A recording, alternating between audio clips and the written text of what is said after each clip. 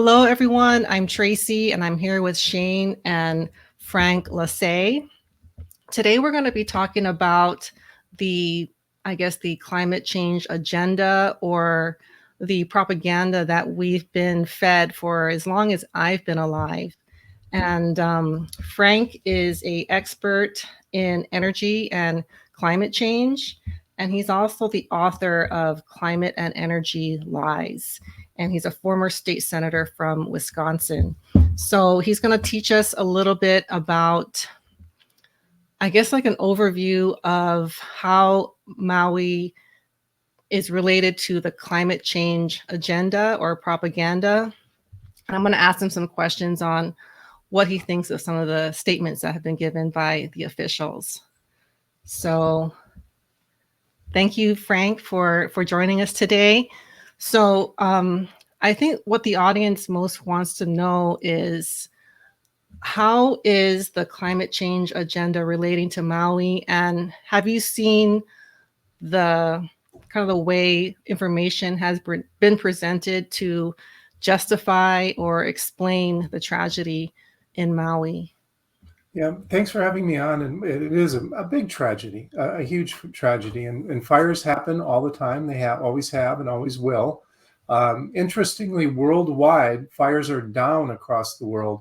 So we're led to believe that they're increasing everywhere. They blame climate change, but in fact, they're declining. And a lot of that has to do with more CO2 in the atmosphere. Plants grow better. And of course, they spin this and twist this. Of course, having plants grow a lot better means that there's more greenery, more forests, and actually it's greening around desert areas of the world. So there's a lot of benefits to CO2. They want to hide that as well and tell us that somehow a little bit of warming is going to be terrible for the earth, and it's not true. Now, Hawaii enjoys a certain climate and has for a very long time that's very much related, as you all know and live out there, and to the oceans and the winds in the Pacific and what the moisture they're carrying or not carrying, and the local topography of the islands. So all the islands, some parts are very wet and some parts are very dry. And across the world, we have dry times and droughts and too much water. And there's really no pattern to that. If you look at the facts around the world, contrary to what we're being told, and even the IPCC, that's the Intergovernmental Panel on Climate Change, invented by the UN back in the late 1980s to study man-made climate change. That's their charge. So anything outside of man-made climate change, they don't want to talk about. But even they admit that droughts and floods around the world, 88% of the world, almost 90% of the world, there's no trend whatsoever. They happen. The other 12% is mixed. They have some more floods in some places, a little bit more drought in some places. But this is all normal sort of things. And if you don't take care of your fuel management, dry stuff that can burn easily, you're going to have fires and they're going to get big. In places they have forests, the Indians and the naturalists, they do controlled burns. I mean, at certain times they'll burn small areas. And if you look across the United States, California has a lot of fires. But Texas, North Carolina, Wisconsin, Idaho have very few fires, and they have lots of forests. They manage their forests better. They take out the dry brush. And those things all matter when we're talking about something as tragic as a fire. So the main excuses that I've heard from the officials who are kind of trying to take the narrative as far as why this happened, they said because water diversion is making the area so dry. So I'm from Hawaii and I've been to Maui. I've been to most of the islands, and there's been dry areas. The island that I'm from, there's a side that's been dry, and this type of fire just didn't happen. So that was the main thing that really caught, my attention, is that this has not happened in, I think, at least 100 years. I think there was one in like 1920. But the fact that this was so intense, so aggressive, and destroyed so many structures, as opposed to the dry grass and the dry brush. And if you look at Lahaina, what it looked like, it wasn't filled with the fuel that, was required for a fire. And they also said that non-native grasses that have taken over the area are also to blame. So what did you think? What do you think about that? Well, I think historically, I mean, for decades, hundreds of years, there was cattle grazing, and being familiar with that, and having, when I was a kid, my grandparents had cows, and they had about 10 acres of forest area. But walking through that now with no cows for decades, and when I was a kid, the cows eat all the ground cover, and a lot of the grazing has been turned off. They say it's bad for the climate, and just aren't doing that economic activity anymore. So they aren't raising meat, and the cows do keep all of that. They eat all that stuff, and it keeps that fuel availability down. Also, sugarcane is another big product that's on its way out, and a lot of it. So they stop doing sugarcane, which has its, the fields are maintained, they're grown, they burn them, and then they cut them and harvest them. But when you don't have that, other grasses, grow up and they dry out. I've seen some pictures. I'm by no means an expert in that area, but I think it can make some sense that the non-native grasses that grow and then they're dry provide fuel. Also interesting, I was just in New Orleans recently and did a little tour of the city, and that city burned twice, and then they stopped building things out of wood. Having been in Hawaii and visited local people's houses, like many places throughout the United States, most houses are built of wood, and if it's a dry climate, they're going to be dry. So those are all things that come together. But to try to blame, and there's a series of events, from what I understand, they didn't allow water to flow freely to fight the fires. I mean, there's a variety of things that were bad decisions made by people. And then rather than take responsibility, I think it's easy. And they're doing this for virtually everything. It's easier to just blame climate change. Say, oh, it's not me. Well, we should prepare for it. Climate's always changed. It always will, no matter what we do, whether you believe in climate change and the release of CO2. It's not carbon, by the way, folks. Calling CO2 carbon is clever marketing. It's like calling water hydrogen. It's just not the same thing. You think of dark things with carbon. CO2, we're exhaling it right now. We need it for life. It's necessary for our human bodies. We need oxygen and CO2 to exist, and plants need a lot of CO2. So we're told a lot of, title of my book, Climate and Energy Lies. The other thing is they're telling us that the world is overheating, and they're actually cooking the temperature books. NOAA and NASA adjust the climate temperature books. They have cooled the past and have been warming the present since about 2008. They also make up the temperatures for the United States. And we're looking at a graph of the warmer medieval warm period. This is only 1,000 years, but it was warmer during the medieval warm period. How do we know that? Vikings settled in Greenland. There are hundreds of studies around the world that, by looking at proxies, looking at plants, rocks, water, lake sediments, ice cores, that it was warmer during that. And something I point to is they just a couple of years ago found a Roman fort in the Swiss Alps that has been under the glaciers for 2,000 years. Now the glaciers are melting, and they're finding a fort at a kind of a crossroads in the area. They fortified it, but it had to have been much warmer back then for them to build a fort. And the fact that it was covered for 2,000 years, and of course the stories, oh my goodness, where all of the all the glaciers are melting. Oh my goodness. Well, 2,000 years ago, there wasn't a glacier there. There's Otzi the Iceman that was found in the Swiss Alps as well, or the Italian Alps, I think, but in the Alps. And, 5,000 years under the ice. Well, it was warmer before he went under that ice. Then it got cold quickly. Otherwise, it wouldn't be in the ice. And then the ice stayed still for a very long time. Otherwise, he'd be ground up in a glacier movement. So it's, there's plenty of facts. It has been warmer in the past. Warmer times are better. The Roman climate optimum, they still haven't scrubbed that from the net. That it's also part of the propaganda game, is to make real information difficult to find and give you propaganda for the first few pages. But definitely was warmer. So they're telling us now it's the warmest summer ever. Well, that's not true at all. And factually, it was a lot hotter during the 1930s. In my book, I cover in the 1950s, we had a time when most of the United States was more than 90 degrees. We don't see that kind of heat today. So they're telling us these things that aren't true, and it's for a larger agenda. Yeah, and I'm really surprised that they're still trying to push the global warming and that things are so hot. I mean, it's kind of obvious to me that they're making it a bigger deal than it is, or making something out of nothing, because I was also taught that by now the water, the sea level rise would be so much that a lot of the cities and areas that we are occupying will be underwater. And I don't think that has That is happened anywhere. So what do you think they're going to do? I mean, well, they're shouldn't going. someone call them out on that? Well, people try. I mean, that is why our leftist politicians now, and it's happening in Europe, it happened in Brazil, they want to close down and stop all information that doesn't agree with their narrative because their facts are so thin that if they had honest debates, honest discussions, and presented the facts to the people, it would all fall apart. And their climate industrial complex, the wind and solar bought from China with money we don't have, driving up your electricity rates, is really not in our best interest. It's not in the Earth's best interest. It's not in anybody's best interest. And we have been lied to about that as well, not only lying about the heat and the climate change and the weather. All the indicators are that things aren't getting worse anywhere in the world, or very much, if so at all. Sea level rise has been rising about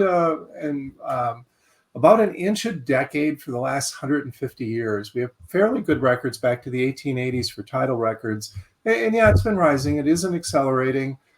They tried to use satellite measurements of the ocean, but they gave up on that, pretending that it was really rising, because it's not. Also, those Pacific islands they like to talk about that are going to be underwater, Tuvalu, for instance, they're not, or Hawaii. What's actually, most of them, about 70% of them, are growing through accretion because they're accumulating coral and sand. They're actually growing. And around the world, if you look at all the land mass, we're actually growing land mass. Some areas are being eroded away, but many more other areas through silt and deposits are actually growing. So we are adding land mass every year to all the land that, the 71% is oceans. So these facts are not, they're just lying to us. They're telling us things that aren't true. And many Right. people, if you go down Hawaii, you can go down and look at the ocean yourself. And if you're old Looks the enough, you can same. kind of think back or talk to some older folks. And they'll tell you, yeah, it's pretty much the same as it was 50 years ago.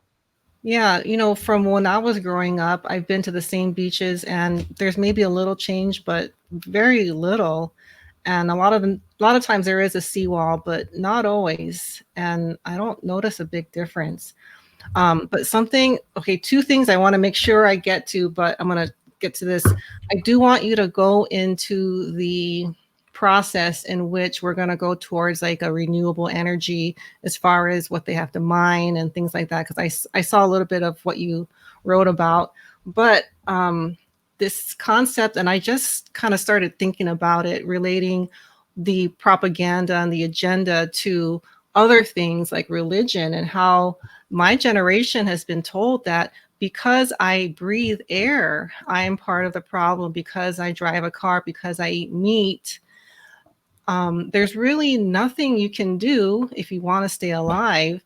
And that just the pure evil of that is just so disturbing. They've been doing these things with different things, like, for example, certain religions say that you're born as a sinner. You need to do this and this and this to get to heaven. But this is basically like, you are born to destroy this earth, so you got to do this, this, and this. But Yeah, anyway. we're all essentially, climate sinners in their religion, because for many of these people, it's religion. They take it on faith. They don't want any facts that dispute their religion. And they want to force an agenda on us. It's energy, it's food supply. If you control energy and food supply, you control the people. And that's really what this is all really, really about, is controlling all of us. Because everything we do, including breathing, just living, releases CO2. All energy we use releases CO2. Even if we didn't have modern energy and we burned wood, and that's why forests were cut down across the world, in Europe and the United States and elsewhere, and in places like Haiti, where they've cut down all the trees to burn for firewood, and now they're in a disaster time because they don't have firewood even to cook their meals on. Meanwhile, the other half of the island has enlightened policies where they're importing fossil fuels. They have resorts, they have a lot of economic activity, and they subsidize propane for poor people. So they use propane to cook, much better, cleaner, all good things. So they subsidize it to make it affordable, so they don't cut trees down, and they preserve their land. So policies make a real lot of difference. Big picture, and then I'll get right to your question. is we use 8.5 billion tons of coal, and the communist Chinese use more than half. That's the equivalent of 41 billion barrels of oil. So we get most of our energy in the world from coal. Then we have oil. We use about 37 billion barrels of oil, 100 million a day. And the United States uses 20 million barrels of oil a day. Then we have natural gas. We use 145 trillion cubic feet of natural gas every single year. So this idea we're going to swap all of that energy out for wind and solar in the next few decades is just a crazy talk. There's nothing else to describe it but nutty talk. And it's very expensive. It's like someone to help regular people get why your electric bills, particularly in Hawaii, as they move to this whole net zero, no CO2 release at all, is going to be very, very expensive. It's like you have a gas car. You can drive it whenever you want. You use it all that you want. And then the government comes along or some charlatan and convinces you to buy a solar car. So you buy a solar car and you think that's great. You don't have to put gas in it. It's going to be cheap. So now you're paying for two cars. You're paying for your first car and your solar car. And you can't give up your first car because your solar car doesn't work much in the first hour, last hour of the day when it's dark. So you can't use it all the time. So now you're paying for two cars. Then they convince you to buy a wind car. Well, it only works when the wind blows, which sometimes in your area could be several days and then sometimes none at all. So now you're paying for three cars, and you still have to keep your main car, gas car, all the time because you got to jump in it and rescue somebody whenever they get stuck with the wind and solar when it stops. And to make the analogy more like our electric grid, you have to leave your regular gas car idling all the time. So it's always using fuel.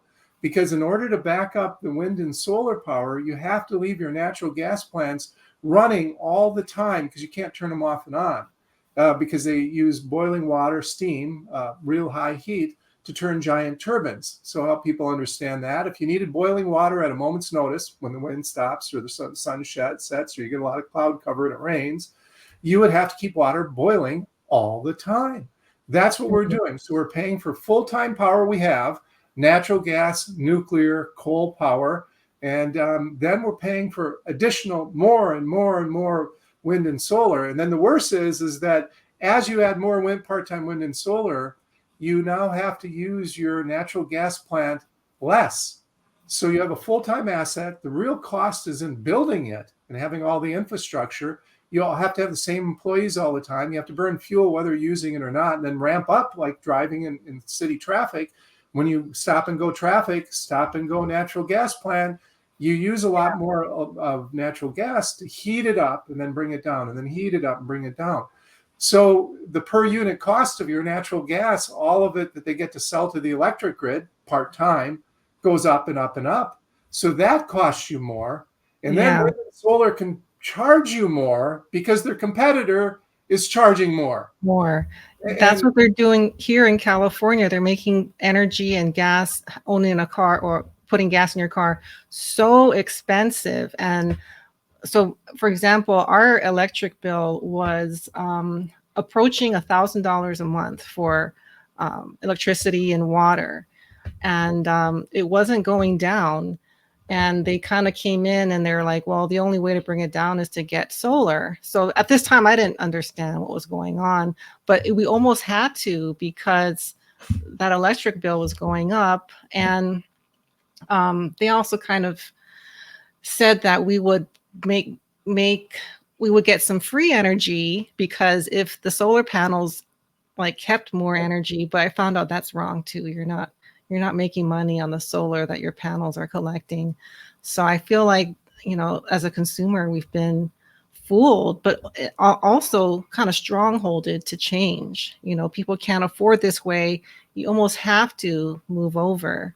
But something I did want to get your opinion on, because it's very important right now. And this agenda is being pushed very aggressively on the people of Maui, on the people of Hawaii. Hawaii is a very liberal, very democratic state. So what do you think? So I know what they're doing now. They're just saying they're using this fire as propaganda. Like, look what's going to happen if we keep going on this path. How do you think they're going to go about it? Because it's just simply not going to make sense. Are they going to just push through with this and ignore, what everyone's saying? Because right now, most people do not, most people on Hawaii do not believe the people in charge. They're listening to channels like mine, they're listening to people like you, but what do you think the state is going to do? Because you've Well, maybe I seen think, this in other places, right? yeah, well, it's going on around the world. There's pushback now going on in Europe, and they're going great guns. The UK just elected, because they're so tired of the conservatives who are pushing the climate change agenda on. They switched out massive majorities of liberal government who have even more of a climate agenda. And ultimately, it will harm you a lot. And people there have been lied. We've all been lied to, but they can only lie to you so long about your electric bill. Yeah, wind and solar are cheaper. We've heard that. The wind is free. The sun is free, free, free. It isn't. It's very expensive, and they only last 20 years, both solar panels and we're a natural gas plant or a coal plant or a nuclear power plant will last 50 to 75 years, double to triple what you're going to see from wind and solar. So you have to rebuild all of it anyway. So they've been telling us it's cheap, but it's really expensive. Your electric bill keeps climbing. People are getting sick of it. And also it forces deindustrialization. They're looking at closing manufacturing in Europe because it's so expensive. And then the government is subsidizing it. And I talked to someone from Chile, now they're discussing, because their electric bills, because they ended the subsidies from the government, are going up by 80 to 100% over the course of the end of this year. So electric bills are going to double. So now what they want to do is subsidize poor people somehow. So they're looking at more taxes to help offset it. So these people are going to continue doing their climate agenda until we put a stop to it in our elections, and hopefully we elect right this fall. Because if we continue down the path that we have, it's going to be very expensive electricity. They also want to shut down anyone who's saying this kind of information that we're giving, because the climate lies are so thin that if you get to hear real information and give a little bit of critical thinking, you say, well, wait a minute, why are they doing that?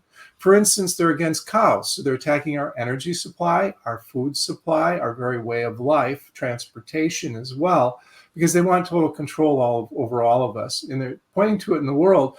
In Australia, their main bank that has about 23% of the Australians banking at it, they've been sending out carbon reports from your debit card and your credit card usage. This is how much CO2 you used last month. Here are some suggestions on how you can lower your CO2 budget. In Sweden, they are testing a CO2 ration card. But that's what it's for. It's a ration card. So it'll track every CO2 of everything you consume, eat, do, watch Netflix. It'll all go on the card, and it will report every month on how much CO2 you're using. Now, Netflix and what we're doing right now, the internet uses a huge amount. Data centers are being built now, and that's a new, real interesting conundrum, because one data center, they're building one near me in Wisconsin, Microsoft is, 2 square miles under roof, will take the entire electric output of a natural gas plant or a coal plant, all of it. And they know that they can't run these things that need reliable, affordable electricity 24/7, all days of the year, all the time. You can't run that on a wind and solar network. You just can't. And batteries are literally hundreds of trillions of dollars would be needed to have batteries. And batteries last a decade to 15 years. So you spend all this money, and then in 10 to 15 years, you're going to spend all that money again. And it's all adding to our national debt. And we're leveraging it and buying it from the Chinese, who make 80% of the green crud in the world, 100% of some of the graphite and other things that go into batteries. Right. And we're using borrowed money and driving up our electric rates to send money to China. Yeah, that's something I wanted you to touch on, is the something that I'm starting to learn about is the mining of all these natural resources or rare materials. And this is a big business. And can you touch on all these different things, how they go about attaining them, and what it's doing to our environment by getting all this out of the ground? Huge. Every battery needs about 20 pounds of cobalt. Cobalt it should be blood cobalt, and they're on our cell phones. They're all over. but they're 70% of it comes out of the Congo, and the Chinese own most of the mines now.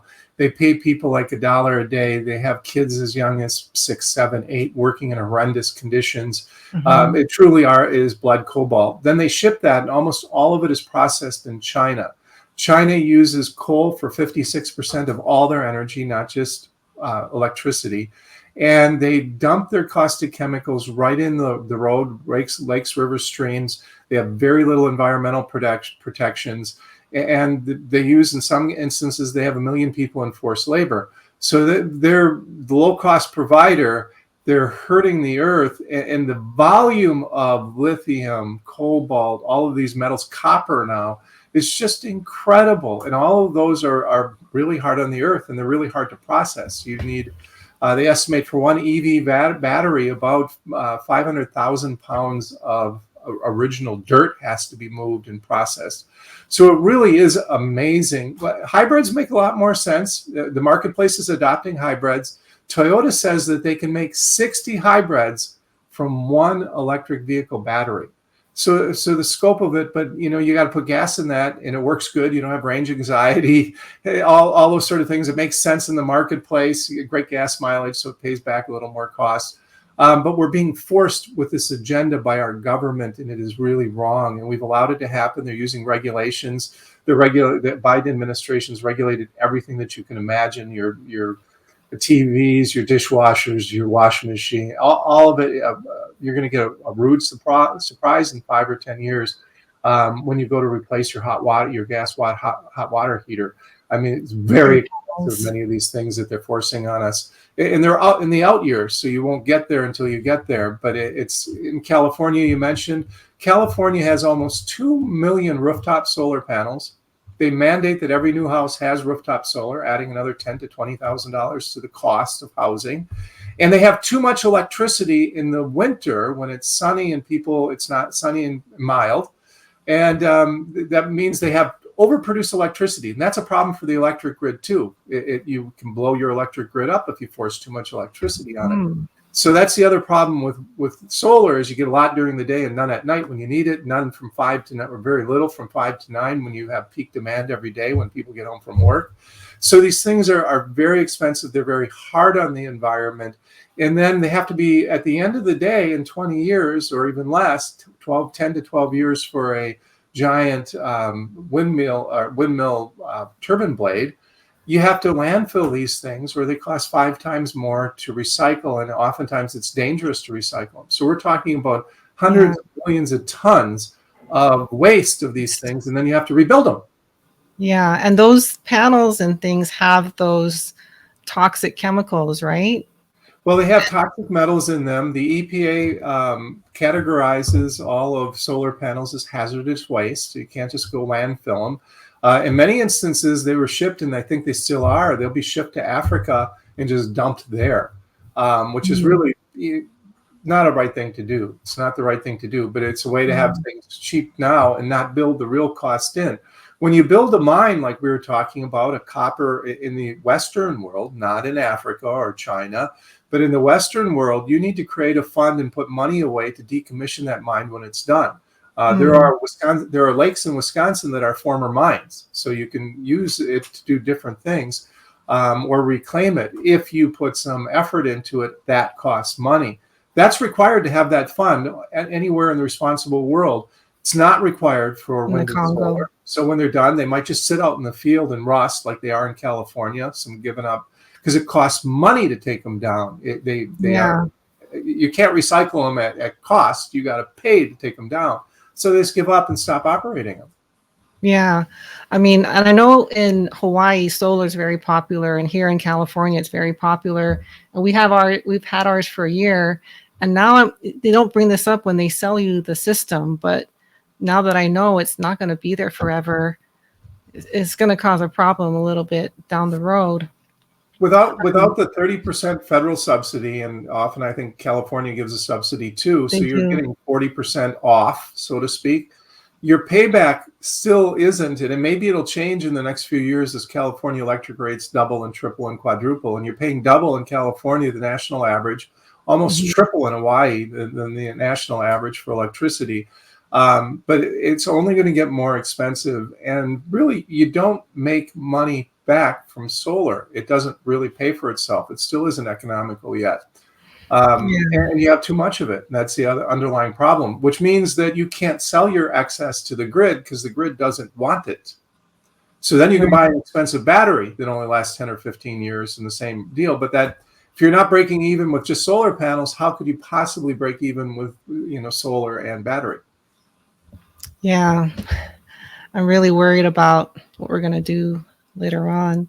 But thank you so much, Frank. Where can we find your book and more information about you? I know you have a site. Yes. My book, Climate and Energy Lie. Well, let me get in the middle. Climate and Energy Lies is found on Amazon, and also my website, Truth and Energy and Climate. We have a weekly energy and climate newsletter. If you go there, and there's information and articles and resources there on climate and energy. There's a brochure if you'd like to print that out. It's PDF format. Talks about, during the 70s was the coming ice age. Now it's global warming, and a little bit of facts about energy.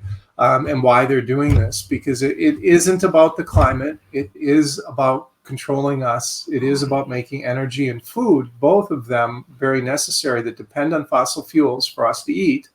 They're intent on making that expensive. And actually, there's studies coming out now that cows, for instance, are a benefit if you're carbon crazed, CO2 crazed. Cows are actually a benefit because they enhance the soil, they return things to the soil. They also, are a way to help with fires. But yet they're telling us meat is bad, methane is bad. Yeah. And methane is a tiny part of the atmosphere, tiny, tiny, tiny, and it'll take 275 years to double. 275 years to double, and it'll still be tiny, tiny, tiny. Water vapor is the dominant greenhouse gas. So lots of information, folks, but it's about control ultimately, and they are lying to us both about the climate, weather, and about energy. It costs more, not less, and we're buying it from China. It's not helping us. Yeah, I know learning about this has freed my mind, because I did believe all this stuff, and I would not order steak or not eat meat because I did think it was causing these problems and, driving my car and breathing, but knowing that those are just part of life and it's not causing this whole horrible cataclysm going on. It's really been so freeing for me. So thank you so much for being here and for lending your expertise. And hopefully we'll have you on again if you would. Yeah, be happy to do that. We should fear climate policies, not climate change. Truth in Energy and Climate. Sign up for our weekly newsletter, and Climate and Energy Lies on Amazon. All right. Thank you so much, Frank. You're welcome.